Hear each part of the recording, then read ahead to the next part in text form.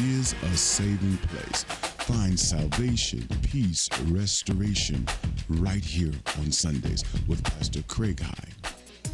He promises the grace of Christ in every situation. Here on WR. Good morning. This is Pastor Craig High. Welcome to the home of grace. We all know that mankind has a lot of needs. But as I look in Deuteronomy chapter number 8, I have found man's greatest need. And while we are in search to satisfy these needs, if we satisfy our greatest need, then all other needs are taken care of. Join us in the message. I know it will help. So many people feel that if they could get enough things. I admit we all need bread. Jesus understood this. As a matter of fact, in that model prayer of his, he stated that after we address the Father, after we seek the favor of his kingdom and that it come, that we are to take up with God this issue of bread. Give us this day our daily bread. But notice, even in that, Jesus told you to ask only for bread for the day. He didn't tell you to ask for the whole loaf. Jesus, give me all the bread. Hallelujah. Jesus knew that man needs bread. But he also understood that this is not all that man needs. And if this is all that you have today, if all you have is bread today, in spite of everything that you possess, you are miserable. Miserable with a capital M. Because bread is not enough. And so many have bread, but it's not enough. There are those who have possessed bread and come to find out that there was no true happiness in simply having the bread. I think it was John D. Rockefeller in his later years, extremely rich and extremely sick. And at his time, he offered the sum of $1 million to any doctor who could help him to eat a steak without pain. He had the bread, but he couldn't eat it.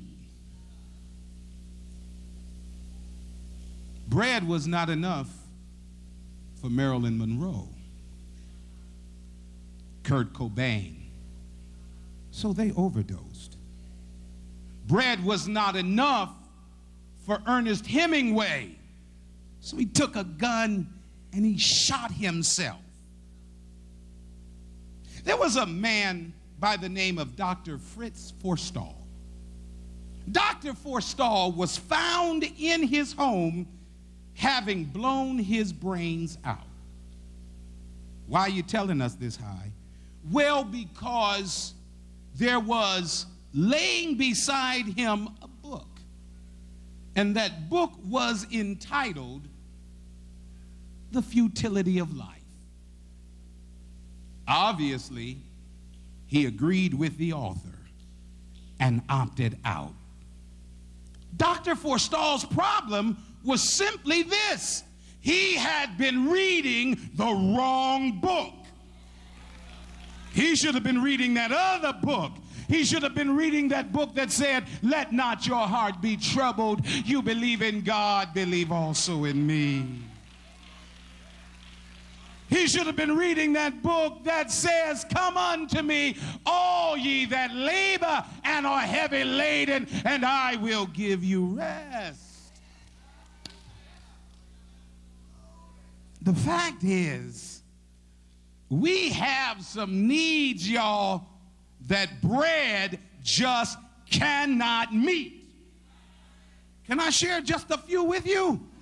Bread cannot address the hunger and thirst of the soul. But Jesus can. He said, blessed are they which do hunger and thirst after righteousness, for they shall be filled, they shall be satisfied. Bread cannot heal the hurts of the heart. When your heart is hurting, you can buy and buy and buy and buy and buy some more, but it's never going to take away from that hurt. It may mollify it, it may pacify it, but it won't cure it. Bread cannot procure love or dispel happiness. Even the Beatles in the 60s understood that and sang, can't buy me love. Money can't buy me love. And you know what? More than 40 years later, it still can't buy anybody love. And bread is certainly not an acceptable substitute for a real relationship with God. I'm going to take a little time, but I'm going to talk about this today. I'm going to show you this bread alone mentality today and its issue. We're going to take it to its logical conclusion today. Is that all right? In the 12th chapter of the Gospel according to Luke, Jesus told us a very sad story about a rich man. Jesus said of this man, the ground of a certain rich man brought forth plentifully. And he thought within himself, saying, what shall I do? Because I have no room where to bestow my fruits. And he said, this will I do. I will pull down my barns and build greater. And there will I bestow all my fruits and goods. And I will say to my soul, soul, thou hast laid up much goods for many years. Take thine ease, eat, drink, and be merry. We are now on easy street. But God said unto him, thou fool,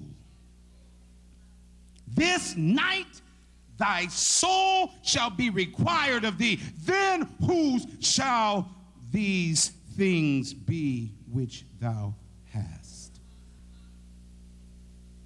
God called the man a fool. I guess it's okay for me to call him a fool because God said he was a fool.